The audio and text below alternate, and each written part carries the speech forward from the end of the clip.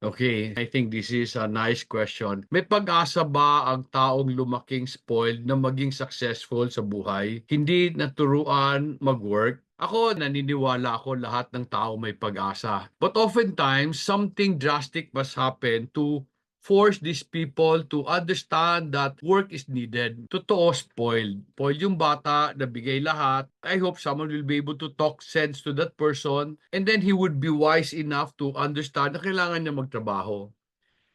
You will notice na ang mga spoiled na bata, yung lumaki na mayaman, oftentimes dumadating yung panahon na naghirap sila para ma-realize niya kailangan ang trabaho.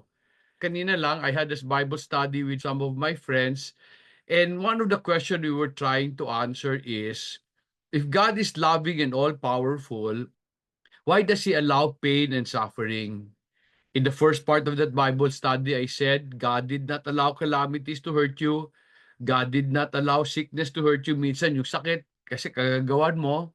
But there is something that God allows in our life. And if you check the Bible, sasabihin doon, sa Old Testament, He will allow afflictions, meaning paghihirap sa atin or trial, or hindi man, He will allow trials according sa James, no? Now, why does He allow all of this? Sabi ng James, sabi niya, consider it all joy or pure joy, my brethren, if you encounter various trials.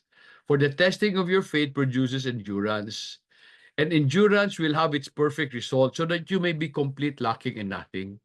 So minsan lang ang mangyayari para maintindihan nila kung ano kulang nila, dumadaan sila sa mga paghihirap. So yung pinanganak na spoiled, yung lumaki, he will realize that, but he has to realize that on his own. If he's wise, he will realize that without going through pain. Pero kung hindi siya wise, he will have to learn that in the hard way. So lahat ng tao may pag-asa. Pero as I said sa lesson, character ang importante. Ang spoiled na bata ang kulang sa kanya, tamang ugali, hindi naturo sa magulang. Kung magulang man kayo today, I hope that you will decide today that you will develop your children's character. Ako, isa yon sa inasikaso ko sa mga anak ko. While my children resented some of my ways, I was forcing them to work. Kasi alam ko, ang masipag, never magugutom. Ang masipag, yayaman. So it was very important for me to teach my children hard work.